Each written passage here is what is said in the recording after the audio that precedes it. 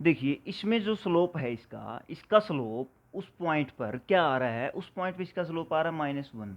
तो इसके ऑर्थोगोनल किसी भी कर्व का स्लोप हमारे पास क्या आएगा, 1। अब 1 स्लोप अगर ऑर्थोगोनल ट्रेजेक्ट्री का आएगा तो वही हमको फाइंड करना है। तो जो एवरी एलिमेंट है, कोई भी एलिमेंट है, वो एटलीस्ट अपने द्वारा जनरेटेड सब ग्रुप में, अगर हम ए एलिमेंट माने तो ई ए में इस साइक्लिक सब ग्रुप में तो एग्जिस्ट करता ही है। देन हमारे पास क्या हो गई, साइक्लिक ग्रुप भी फाइनाइट हो गई। सिर्फ हमारे पास एवन पावर के साथ ही ए जे है जो हमारा नॉन जीरो आ रहा है।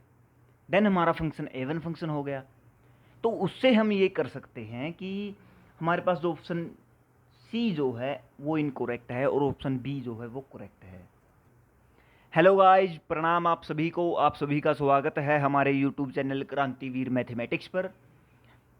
यदि आप इस चैनल पर नए हैं तो चैनल को सब्सक्राइब कर लीजिए, क्योंकि हम यहाँ पर लगातार डाल रहे हैं videos IIT JAM, NET GATE PYQs की, और कंसेप्ट के साथ उसको हम सोल्व कर रहे हैं। तो आइए बहुत ज़्यादा लेट ना करते हुए आज की वीडियो में हम डिस्कस करेंगे जैम 2023 का question number 22, 23 and question number 24। तो देखिए 22 क्वेश्चन में क्या बोलता है, consider the family of curves x square plus y square is equal to 2x plus 4y plus k with real parameter k greater than -5, then the orthogonal trajectory to this family of curve passing through 2 3 also passes through these points। तो इसने पूछा कि एक curve हमारे पास है और उसका रियल पैरामीटर की वैल्यू हमको -5 से ज़्यादा दे दी। देन ऑर्थोगोनल ट्रेजेक्ट्री है जो उसकी, सबसे पहले हमारे लिए यहाँ पे मेन जो है कि ऑर्थोगोनल ट्रेजेक्ट्री की डेफिनेशन क्या है, क्या होती है ऑर्थोगोनल ट्रेजेक्ट्री। ऑर्थोगोनल ट्रेजेक्ट्री एक पॉइंट से पास हो रही है तो दूसरे किस पॉइंट से पास होगी वो हमको पता करना है। अब देखिए ऑर्थोगोनल ट्रेजेक्ट्री क्या होती है, कोई भी मतलब एक कोई भी ग्रुप आप मान लीजिए, कोई भी ग्रुप है या कोई भी मतलब फैमिली है कर्व्स की, कि कोई भी एक स्पेशल टाइप के कर्व्स हमारे पास आ रहे हैं, उन सभी कर्व्स को ऑर्थोगोनली, मतलब हर एक कर्व को ऑर्थोगोनली जो इंटरसेक्ट करता है वो हमारे पास जो कर्व या जो लाइन आएगी उसको हम ऑर्थोगोनली ट्रेजेक्ट्री बोलते हैं। अब जैसे फॉर एग्जांपल हमारे पास ये है कि एक फैमिली ऑफ सर्कल्स है, हमारे पास कंसेंट्रिक सर्कल्स है ऐसे। अब इनको जिसको मतलब हर एक सर्कल को ऑर्थोगोनली ट्रेजेक्ट करे, एक पैराबोला टाइप की इक्वेशन है जो ये सबको ऑर्थोगोनली ट्रेजेक्ट करती है। ओके, तो इसको हम बोलते हैं कि ऑर्थोगोनली इंटरसेक्ट करती है, ऑर्थोगोनल ट्रेजेक्ट्री। अब हर एक कर्व का और हर एक कर्व को ये ऑर्थोगोनली इंटरसेक्ट करता है, तो इसका जो स्लोप है वो हर एक कर्व के स्लोप के नेगेटिव और उसका उल्टा, मतलब इन्वर्स, नेगेटिव इन्वर्स उसका होगा जो उसका स्लोप होगा। तो इसको हम ऐसे ही इसको टारगेट करेंगे इस प्रॉब्लम को। इसमें हमारे पास प्रॉब्लम दिया है कि ये है, ये पैरामीटर है, मतलब एक रियल पैरामीटर के साथ ये फैमिली ऑफ कर्व्स है और 2 3 पॉइंट से इसकी फैमिली पास हो रही है। सबसे पहले 2 3 पॉइंट को देखिए। 2 3 पॉइंट से आप ये देखिए कि 2 3 पॉइंट इस फैमिली ऑफ कर्व्स में किसी फैमिली पे है या नहीं है। तो देखते हैं 2 3 की वैल्यू इस फैमिली ऑफ कर्व में इस इक्वेशन में हम रखते हैं। तो 2 का स्क्वायर 4 प्लस 3 का square 9 is equal to 2 into 2 4 plus 4 into 3 12 plus k. तो ये हमारे पास के, यहाँ पे हमारे पास क्या आया, -3 आया, जो कि बड़ा है -5 से। इसका मतलब ये पॉइंट कोई एक फैमिली ऑफ कर्व में से कोई एक कर्व पे तो लाई कर रहा है। तो जो ऑर्थोगोनल ट्रेजेक्ट्री है, मान ले फॉर एग्जांपल ये इस कर्व पे पॉइंट लाई कर रहे हैं 2 3, ठीक है। अब जो ऑर्थोगोनल ट्रेजेक्ट्री है वो हर एक कर्व को उसको इंटरसेक्ट करती है ऑर्थोगोनली, मतलब परपेंडिकुलरली इंटरसेक्ट करती है। अब इस फैमिली को भी वो इंटरसेक्ट करेगी ऑर्थोगोनली, और इसने बोला कि जो ऑर्थोगोनल ट्रेजेक्ट्री है वो इसके थ्रू पास हो रही है, तो इस पॉइंट पे वो फैमिली इसको ऑर्थोगोनली इंटरसेक्ट करेगी, मतलब 90 डिग्री पे कट करेगी इस पॉइंट पे इस कर्व को। ओके, देखिए हमारे पास 2.3 है, इस ये पॉइंट किसी कर्व पे आ रहा है, इस गिवन फैमिली ऑफ कर्व में से किसी भी कर्व पे ये पॉइंट आ रहा है, और ऑर्थोगोनल ट्रेजेक्टरी जो सभी कर्व को ऑर्थोगोनल मतलब परपेंडिकुलरली इंटरसेक्ट करती है वो इस पॉइंट से पास हो रही है। इसका मतलब इस पॉइंट पे ऑर्थोगोनल ट्रेजेक्टरी भी है और कोई कर्व भी है, तो कॉमन पॉइंट हो गया। यहाँ पर इंटरसेक्शन जो होगा वो ऑर्थोगोनली ट्रेजेक्टरी का है, तो इंटरसेक्शन परपेंडिकुलरली होगा। तो देखिए हम क्या करते हैं, इस पे स्लोप ले लेते हैं कर्व का, कि इस पॉइंट पे कर्व का स्लोप क्या है। कर्व का स्लोप हमारे पास इस पॉइंट पे क्या है वो देख लेते हैं। इसी को derivative with respect to x करेंगे, 2x plus 2y dy by d x is equal to 2 plus 4 dy by d x, ये हमारे पास आया। यहाँ से हमारे पास dy बाई डी एक्स क्या आया हमारे पास, यहाँ पे देखिए 2 यहाँ सारे से कॉमन जा रहा है, यहाँ पे हमारा 2 बच गया, तो यहाँ से हमारे पास आया 1 minus x by 2 minus y minus 2, ये हमारे पास आएगा। यहाँ पे हमारे पास प्लस है, यहाँ पर भी प्लस है, तो यहाँ पर हमारे पास आएगा 2 माइनस वाई या वाई माइनस 2, सॉरी यहाँ पे हमारे पास आएगा वाई माइनस 2। ओके, अब वाई ये हमारे पास आया। देखिए इस पॉइंट पे इसका स्लोप क्या है, 2 3 को हम यदि इसको मतलब 2 3 पे इसकी वैल्यू निकालें हम, तो वैल्यू हमारे पास क्या आ रही है, 2 माइनस 1 1, 3 माइनस 2 1, तो हमारे पास 1 वैल्यू आ रही है, सॉरी -1 हमारे पास वैल्यू 2 3 पॉइंट पे इसकी आ रही है। अब इसका स्लोप यदि -1 है तो जो ऑर्थोगोनली ट्रेजेक्ट्री है उसका स्लोप क्या होगा इस पॉइंट पे, -1 बाई -1 यानी कि 1। ठीक है, ये स्लोप किसका हुआ, स्लोप ऑफ ऑर्थोगोनल ट्रेजेक्ट्री, इसका स्लोप हमारे पास क्या हुआ 1। अब अगर 1 स्लोप है इस पॉइंट पे 2 3 पॉइंट पे जो दूसरे पॉइंट से पास होगी, तो दो पॉइंट से हम इसका स्लोप देख लेंगे। ये ऑर्थोगोनल ट्रेजेक्ट्री एक स्ट्रेट लाइन है,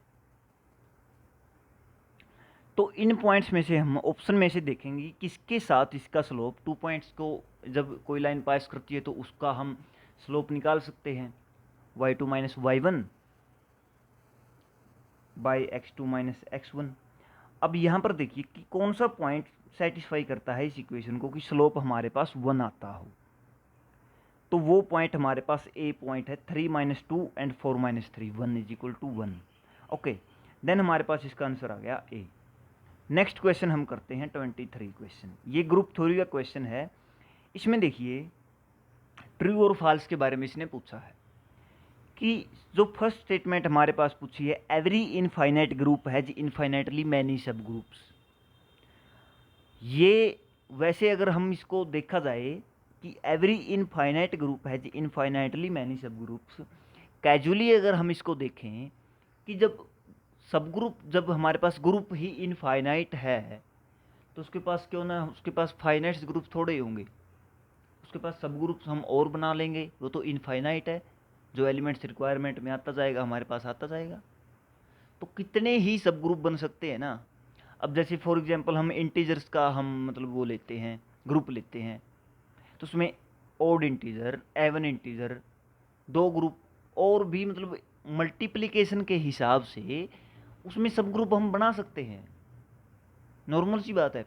1 का मल्टीपल 2 का, फिर 3 का, फिर 4 का, 5 6 7 8 9 11, ऐसे इनफाइनेटली हमारे पास वहाँ पे सब ग्रुप्स आ जाएंगे।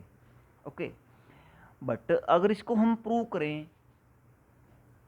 फॉर्मली इसका प्रूफ हम कैसे करते हैं कि एवरी इनफाइनाइट ग्रुप है जी इनफाइनाइटली मैनी सब ग्रुप। अब आप देखिए कि यदि कॉन्ट्राडिक्शन से इसको हम प्रूव करते हैं, if we have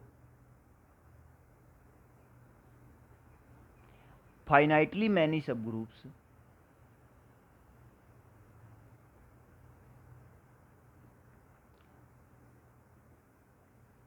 finite subgroups of infinite group. Then हमारे पास this implies that there R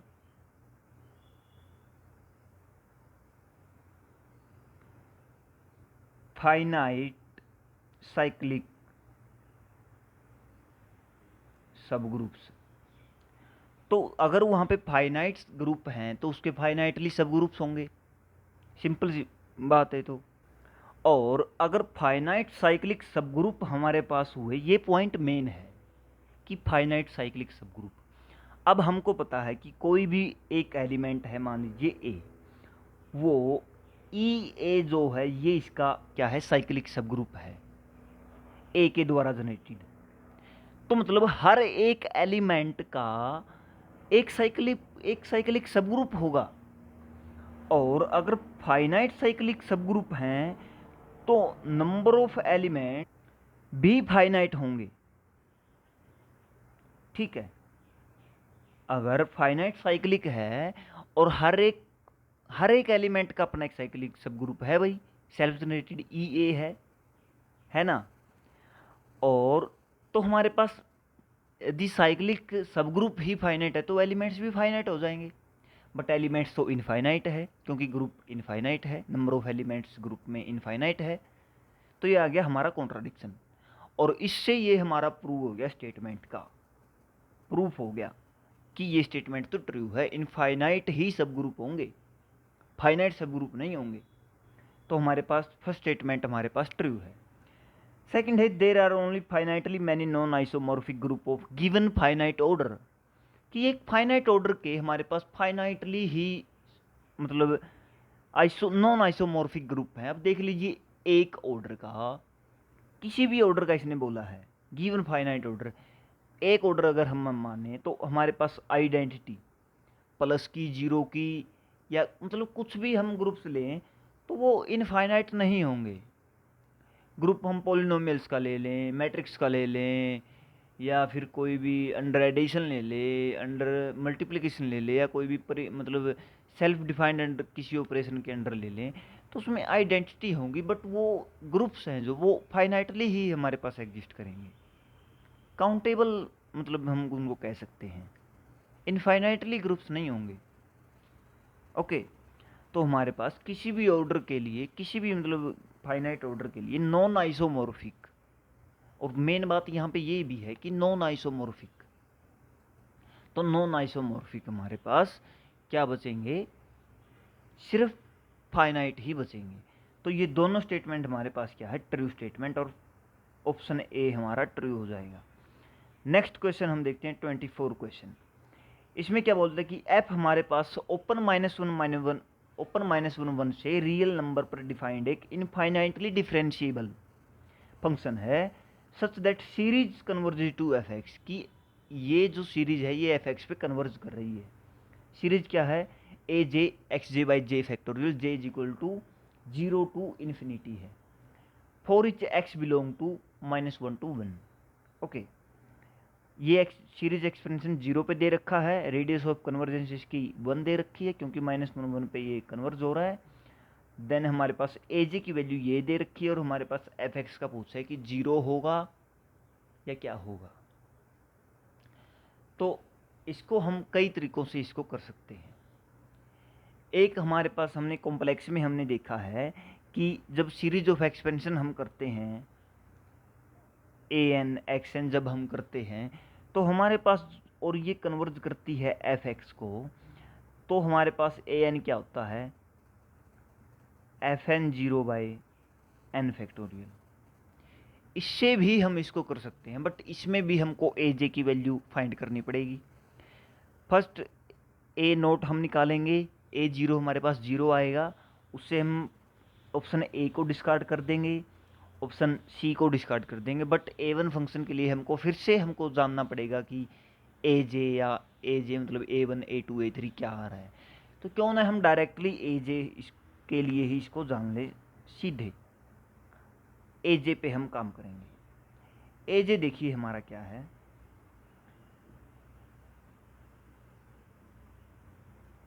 A जे हमारे पास है a j is equal to 0 to pi by two, theta की power j cos of ten theta की power भी j d theta plus pi by two pi and pi minus theta minus pi की power j cos j ten theta d theta, ये हमारे पास है। Okay, बीच में sign है जो वो प्लस का है। तो इस पे हमको काम करना है। जे कैसे निकालेंगे, इसके लिए हम क्या करेंगे, सेकंड पे ही ओनली हम काम करेंगे स्टार्टिंग में, क्योंकि फर्स्ट पे हम ज़्यादा कुछ कर ही नहीं सकते। सेकंड में हमारे पास थीटा माइनस पाई जो दिया है, इसको हम थीटा फर्स्ट वाले की फॉर्म में लेके आने की कोशिश करेंगे कि ये कैसे आता है कैसे नहीं। देखिए, हमारे पास इंटीग्रेशन की एक प्रॉपर्टी होती है, a b f x d x हमारे पास क्या होता है, a to b integration a to b f a plus b minus x d x. Okay, ये हमारे पास प्रॉपर्टी 12th क्लास की प्रॉपर्टी है। ओके, तो इसको हम इस पे अप्लाई करते हैं अगर, तो देखिए इसका क्या आता है, पाई by two plus pi 3 pi by to, और यहाँ पे हम किसको रिप्लेस करेंगे, पाई थीटा को रिप्लेस करेंगे 3 pi by two minus theta से। तो हमारे पास क्या आ गया, pi by two pi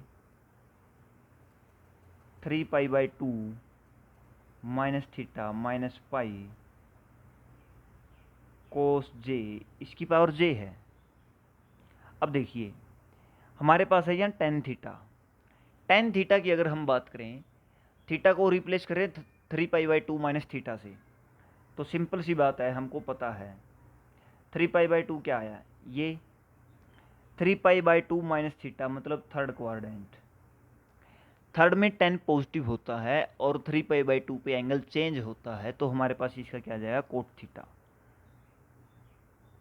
cot theta d theta, ये हमारे पास आ गया। अब इसमें हम क्या करते हैं, देखिए हमारे पास आया यहाँ पे इस टर्म में हमारे पास क्या आया, 3 pi by two minus pi is equal to pi by two minus theta, ये आ गया भाई। अब pi by two minus theta को हम रख लेंगे टी, इसको टी पुट कर दिया और माइनस के d theta is equal to d t हमारे पास आ गया। ठीक है, इसको टी पुट करेंगे, अब यहाँ पे कोट थीटा की वैल्यू आ गई, इसका फंक्शन आ गया pi by two minus theta, मतलब यहाँ पे सभी पॉजिटिव होते हैं और पाई बाई टू पे एंगल चेंज होता है, तो ये हमारे पास टेन थीटा आ जाएगा, टेन थीटा। ओके, ये आ जाएगा। तो इसको हम कैसे करेंगे, ये आप देख लीजिएगा, इसको एक बार और देख लीजिए, कहीं आप इसमें भूल ना जाओ। तो हम सिर्फ सेकंड टर्म को लेकर के चल रहे हैं, नहीं कि फर्स्ट को। सेकंड टर्म पे ये फॉर्मूला हमने लगाया और ऐसे ऐसे फार्मूलाज हमने लगा करके पाई बाई टू माइनस थीटा को टी पुट करके ये हमारे पास आया लास्ट में, ये सिर्फ सेकंड टर्म आई, और ए जे को फर्स्ट और सेकंड टर्म को ऐसे हमने लिख दिया।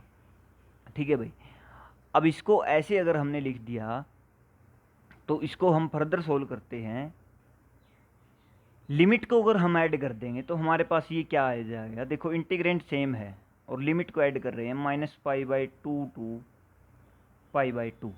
ठीक है, ये लिमिट हमारी ऐड हो गई, यहाँ पे आ गया theta j cos j ten theta d theta.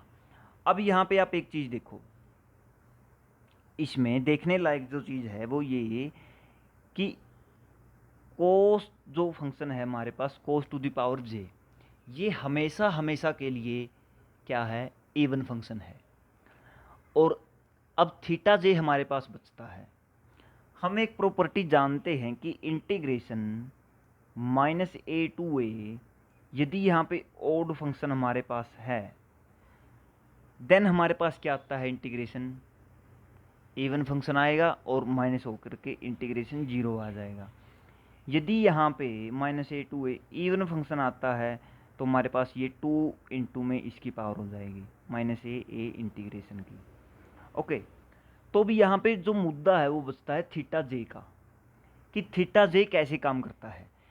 Theta जे के साथ काम करेगा, जे ओड आएगा तो ये फंक्शन ओड आएगा, यदि जे एवन आएगा तो फंक्शन एवन आएगा।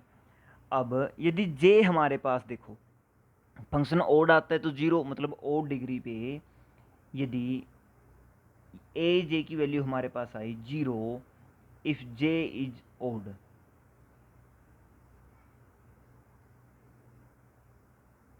यदि जे ओड है, और यदि जे एवन हुआ तो फंक्शन हमारे पास एवन होगा, देन हमारे पास 2 to the power 2 into 0 to pi by 2 ये हमारे पास पावर आ जाएगी।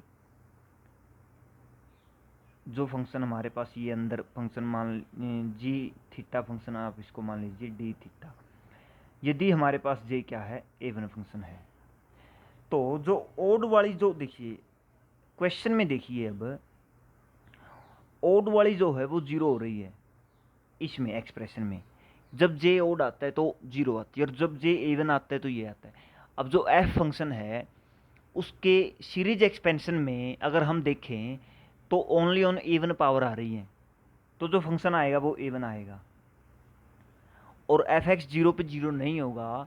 ये क्यों नहीं होगा? क्योंकि ए 0 पे क्या आ रहा है, जे को अगर हम 0 रखें, जे को अगर हम 0 रखते हैं तो यहाँ पर भी 1, यहाँ पर भी 1, यहाँ पे वैल्यू आएगी पाई बाई 2 और यहाँ पर वैल्यू आएगी plus pi minus pi by 2। तो f0 हमारे पास पाई आ रहा है तो ये फंक्शन 0 तो होगा ही नहीं। अच्छा, ओड फंक्शन ये नहीं है, सॉरी यहाँ पे गलत लग गया, ओड फंक्शन ये नहीं है, ये भी कैंसिल हो गया, ऑप्शन आ गया हमारे पास बी, ये इवन फंक्शन होगा। ओके, आज के लिए बस इतना ही। Thanks guys, thanks for watching this video. अच्छा लगे तो चैनल को लाइक कर दो और शेयर कर दो अपने फ्रेंड्स के साथ, और चैनल को सब्सक्राइब कर दो और वीडियोज़ के लिए। Thanks, bye bye, tata, take care.